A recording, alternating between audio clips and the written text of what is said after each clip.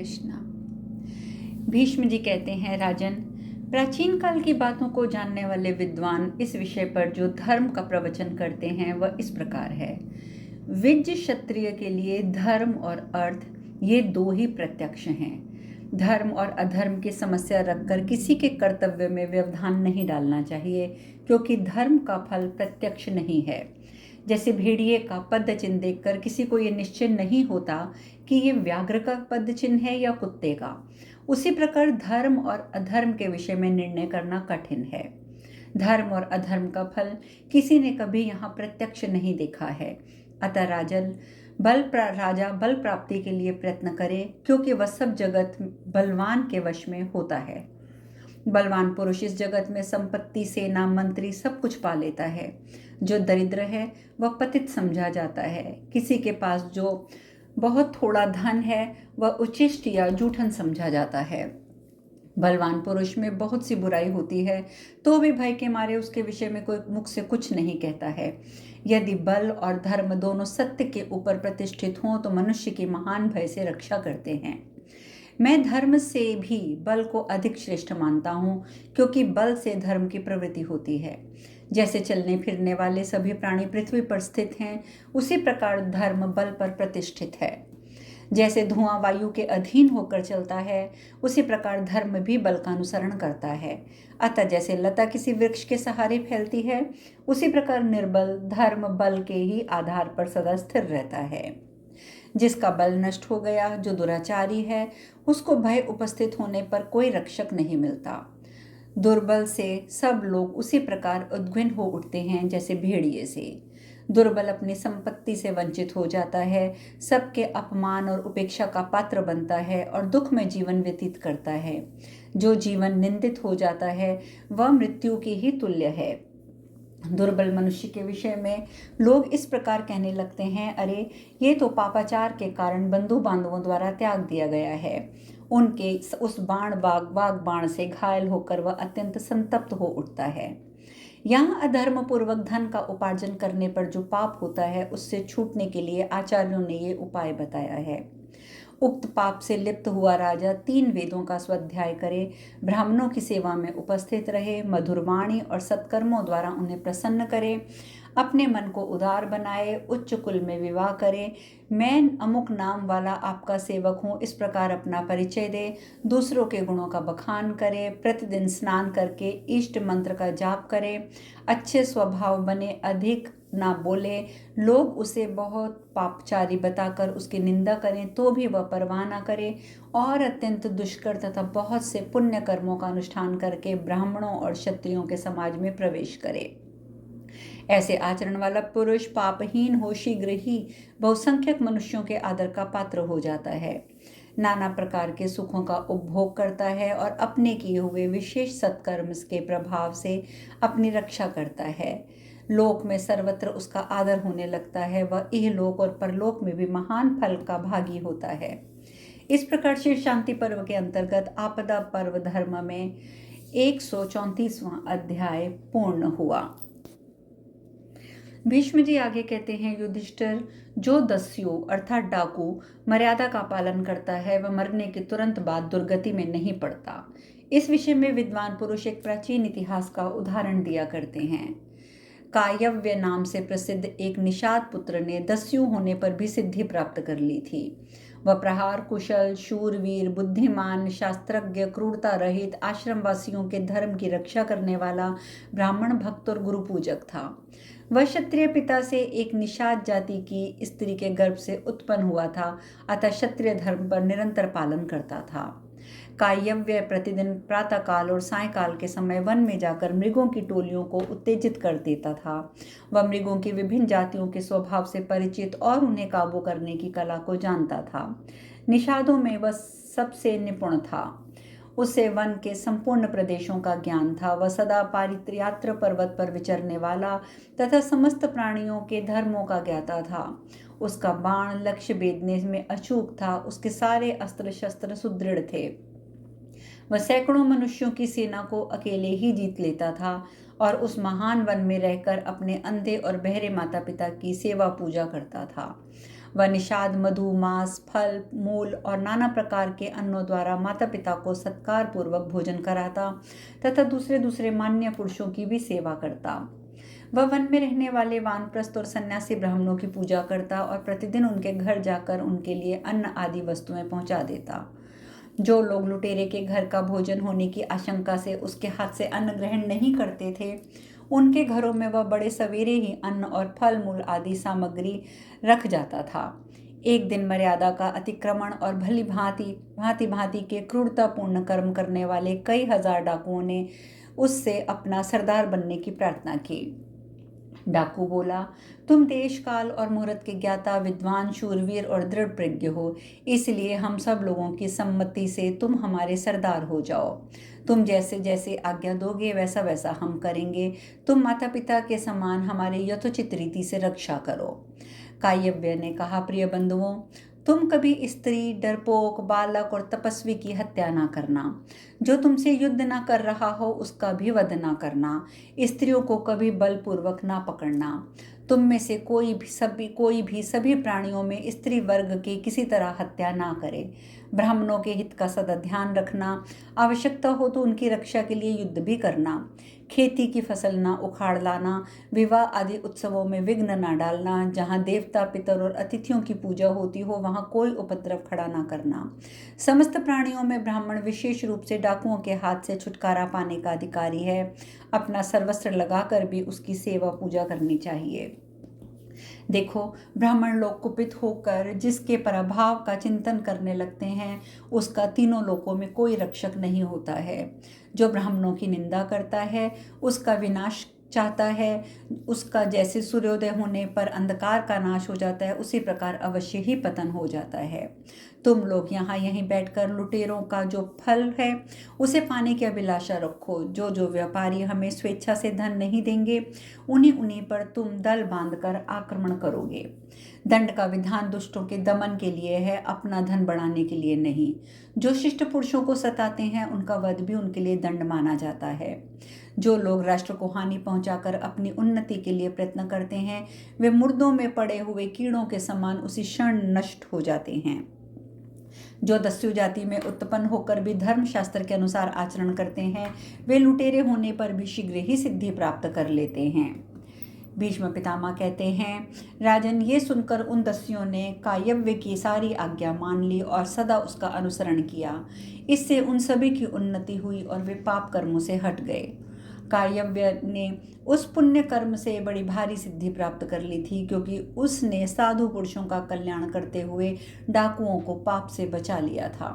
जो प्रतिदिन कायव्य के इस चरित्र का चिंतन करता है उसे वनवासी प्राणियों का किंचित भी भय नहीं होता है। भरत, उसे संपूर्ण भूतों से भी भय नहीं होता है। राजन, किसी दुष्टात्मा से भी उसको डर नहीं लगता है, वह तो वन का अधिपति हो जाता है।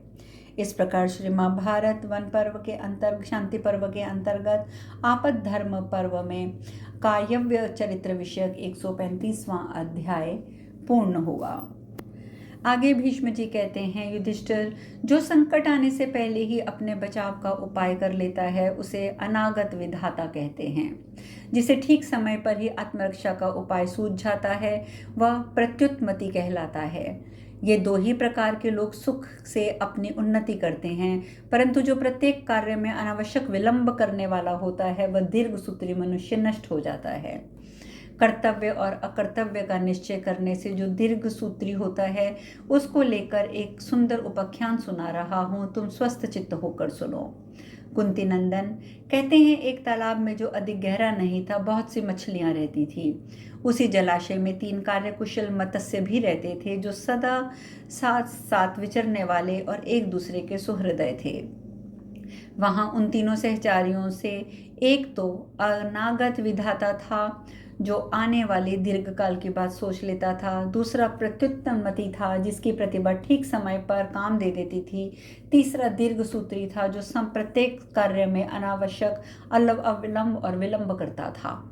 एक दिन कुछ मछली मारों ने उस जलाशय में चारों ओर से नालियां बनाकर अनेक द्वारों से उसका पानी आसपास की नीची भूमि में निकालना आरंभ कर दिया। जलाशय का पानी घटता देखकर भय आने की संभावना समझकर दूर तक की बात सोचने वाले उस मत्स्य ने अपने सुहृदों से कहा, बंधुओं, जान पड़ता है कि इस जलाशय में रहने वाले सभी मत्स्यों पर संकट आ पहुंचा है।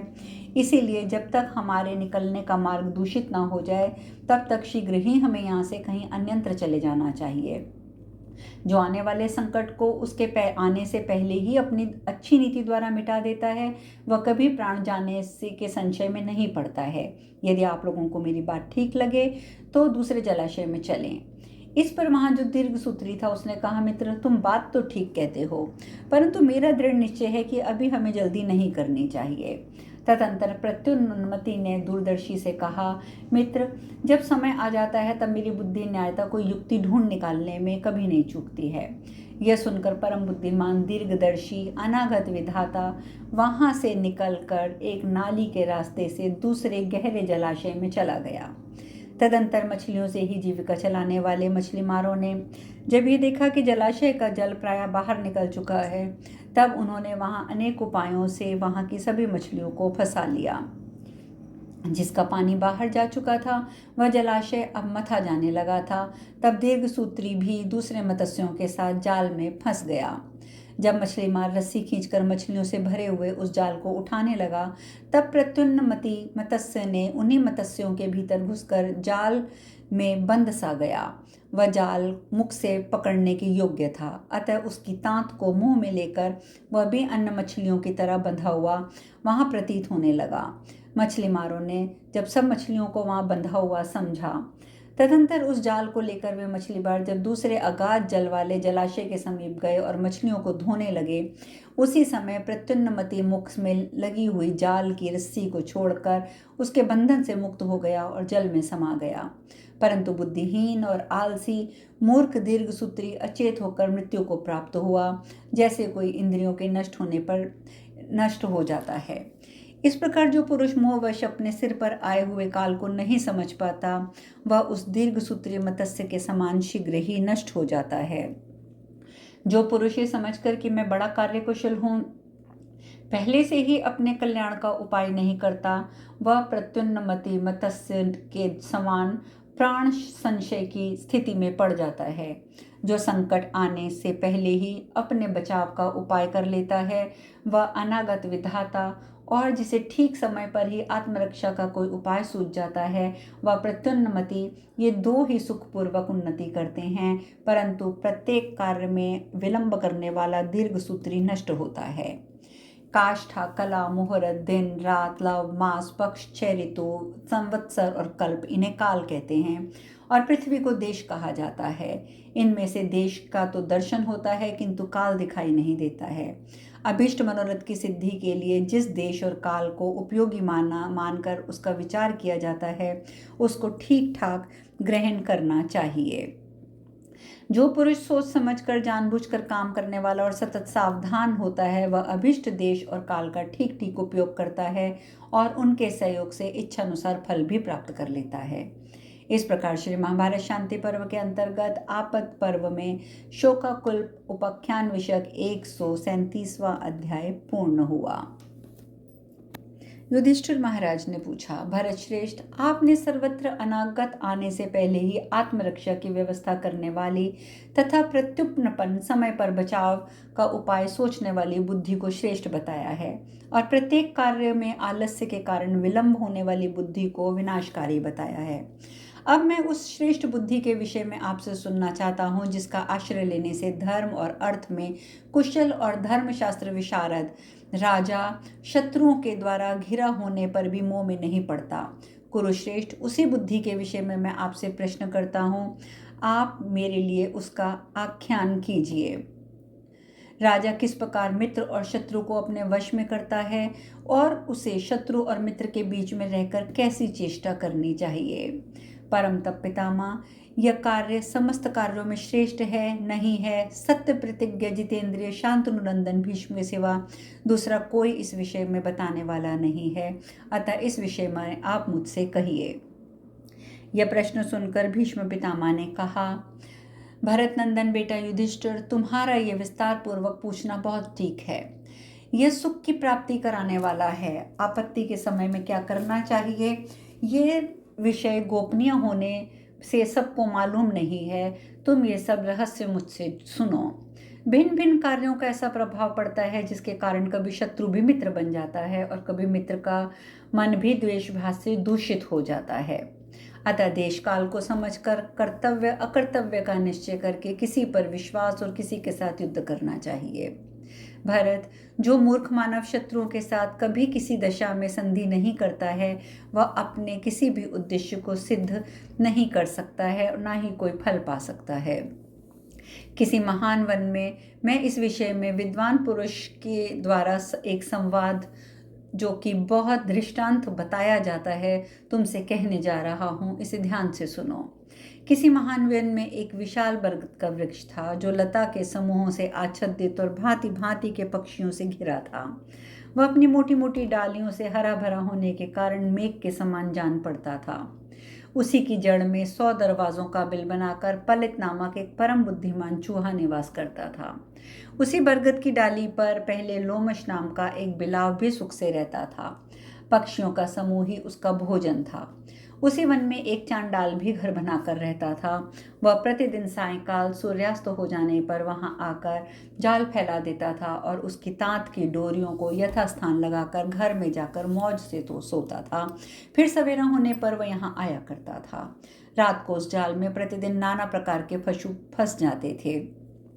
एक दिन अपनी असावधानी के कारण पूर्वोक्त बिलाव भी उस जाल में फंस गया। उस महान शक्तिशाली और नित्य आताताई शत्रु के फंस जाने पर वह पलित को जब ये समाचार मालूम हुआ तो उस समय बिल से बाहर निकलकर सब और निर्भय होकर विचरने लगा। उस वन में विश्वस्त होकर विचरने और आहार की खोज करते हुए उस चूहे ने बहुत देर के बाद मांस देखा जो जाल पर बिखरा पड़ा था। चूहा उस जाल पर चढ़कर उस मांस को खाने लग गया। जाल के ऊपर मांस खाने में लगा हुआ वह चूहा अपने शत्रु के ऊपर मन ही मन हंस रहा था। इतने में कभी उसकी दृष्टि दूसरी ओर घूम गई। फिर तो उसने एक दूसरे भयंकर शत्रु को वहां आया हुआ देखा जो सरकंडे के फूल के समान भूरे रंग का था। वह धरती में विवर बनाकर उसके भीतर सोया करता था। वह जाति का न्योला था। उसकी आंखें तांबे के समान दिखाई पड़ती थी। वह चपल नेवला हरण के नाम से प्रसिद्ध था और चूहे की गंध पाकर बड़ी उतावली के साथ वहां आ पहुंचा था। इधर तो वह नेवला अपना आहार ग्रहण करने के लिए जीभ लपलपाता हुआ मुंह ऊपर बाएं के पृथ्वी पर खड़ा था। दूसरी ओर बरगद की शाखा पर बैठा हुआ दूसरा शत्रु दिखाई दिया जो वृक्ष की खोखल में निवास करता था। वह चंद्रक नाम से प्रसिद्ध उल्लू था। उसकी चोंच बड़ी तीखी थी। वह रात में विचरने वाला पक्षी था। न्योले और उल्लू दोनों का लक्ष्य बने हुए चूहे को बड़ा भय हुआ। उसे चिंता सताने लगी। अहो, इस कष्टदायिनी विपत्ति में मृत्यु के निकट आकर मैं खड़ा हो गया हूँ। चारों ओर से भय उत्पन्न हो गया है। ऐसी अवस्था में अपना हित चाहने वाले प्राणी को किस उपाय का अवलंबन करना चाहिए। इस प्रकार सब ओर से उसका मार्ग अवरुद्ध हो गया। सर्वत्र उसे भय ही भय दिखाई देने लगा। वह भय से संतप्त हो उठा। इसके बाद उसने पुनः श्रेष्ठ बुद्धि का आश्रय ले सोचना आरंभ किया। आपत्ति में पड़कर विनाश के समीप पहुंचे हुए प्राणियों को भी अपने प्राणों की रक्षा के लिए प्रयत्न तो करना ही चाहिए। आज सब ओर से प्राणों का संचय उपस्थित है, अतः मुझ पर भारी आपत्ति आ गई है। यदि मैं पृथ्वी पर उतरता हूँ तो सहसा नेवला मुझे पकड़कर खा जाएगा। यदि यहीं ठहर जाता हूँ तो उल्लू मुझे चोंच मार के मार डालेगा। और यदि जाल काटकर भीतर घुसता हूँ तो बिलाव जीवित नहीं छोड़ेगा। तथापि मुझ जैसे बुद्धिमान को घबराना नहीं चाहिए। अतः जहाँ तक युक्ति काम दे, परस्पर सहयोग का आदान प्रदान करके मैं अपने जीवन की रक्षा का प्रयत्न करूँगा। बुद्धिमान, विद्वान और नीति शास्त्र में निपुण भारी पुरुष भारी और भयंकर विपत्ति आने पर भी उसमें डूब नहीं जाता है, उससे छूटने की चेष्टा करता है। अब शेष कथा कल। हरे कृष्णा।